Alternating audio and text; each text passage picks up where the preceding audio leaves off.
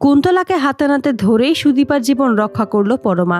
নতুন মোড় আসতে চলেছে অনুরাগে ছোঁয়ার পরবর্তী পর্বে। সুদীপা নিজের জীবনের পরোয়া না করেই আদিত্য ও পরমাকে বাঁচিয়ে নেয়। তবে সেখানেই সুদীপা খুব বাজেভাবে আহত হয়। সুদীপাকে নিয়েই হসপিটালে চলে আসে আদিত্য ও পরমা। সেখানে এসে পরমা চিৎকার করতে থাকে এবং ডাক্তারকে ডেকে আনে। ডাক্তারকে বলে যেভাবেই হোক আমার বোনকে বাঁচাতেই হবে। তখনই সেই ডাক্তার বলে কিছুদিন আগেই তো আপনাকেও বাঁচিয়েছিল, তাহলে আজকে ওর আবার কি হয়েছে? তখনই পরমা বলে আপনাকে আমি সবটাই বলবো, তবে তার আগে ওকে আপনাকে সুস্থ করে তুলতেই হবে।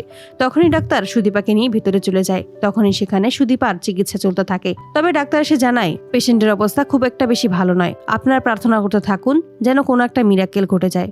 যদি 24 ঘন্টার মধ্যে পেশেন্টের জ্ঞান ফিরে না আসে তাহলে পেশেন্ট কোমায় চলে যেতে পারে। এটা শুনেই আদিত্য চিৎকার করে ওঠে আর বলেছে এটা হতে পারে না, সুদীপা এভাবে আমাকে ছেড়ে চলে যেতে পারে না। পরমা তখন মনে মনে বলে যে তুমি সত্যিই সুদীপাকে ভালোবেসে ফেলেছো আদিত্য, তুমি যতই অস্বীকার করো না কেন এটাই সত্যি। তুমি নিজের অজান্তেই এসবের সাথে জড়িয়ে যাচ্ছ, সেটা তুমি নিজেও বুঝতে পারছো না। অপরদিকে আদিত্য অভ্রকে ফোন করে এবং সুদীপার এই ব্যাপারে সমস্তটাই জানিয়ে দেয়। তখনই অভ্র সেখানেই ছুটে আসে। অভ্র তখন জানতে চায় আসলে কি হয়েছিল। তখনই আদিত্য সবটাই খুলে বলে। আদিত্যর ওপর ক্ষিপ্ত হয়ে যায় অভ্র জানিয়ে দেয় শুধুমাত্র তোদের জন্যই আজকে সুদীপার এই অবস্থা। যদি সুদীপার কিছু হয়ে যায় আমি তোদের দুজনকে কাউকেই কোনোদিন ক্ষমা করতে পারবো না। এই মেয়েটা আমাদের সবার জন্য অনেক কিছু করেছে, আমার নিজের জীবনও বাঁচিয়েছে, আর আজকেই এই মেয়েটা মৃত্যুর সাথে লড়াই করছে। এটা আমি কোনোভাবেই মেনে নিতে পারবো না।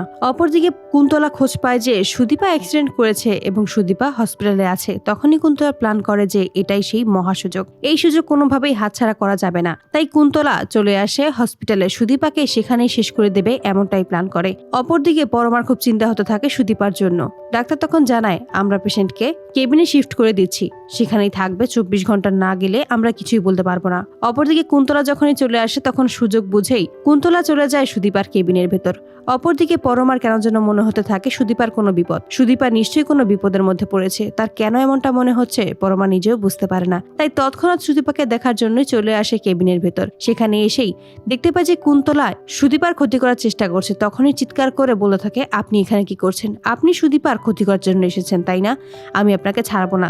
পরমার চিৎকার শুনেই আদিত্য সেখানে ছুটে আসে। অবশেষে আদিত্য ও পরমার কাছেই ধরা পড়ে যায় কুন্তলা। তো বন্ধুরা তোমরা এটাই তো চাও যেন এভাবেই কুন্তলাকে হাতে নাতে ধরতে পারে পরমা এবং সুদীপার জীবন রক্ষা করতে পারে। তোমাদের মতামতটি অবশ্যই আমাদের জানাতে ভুলবে না। ধন্যবাদ।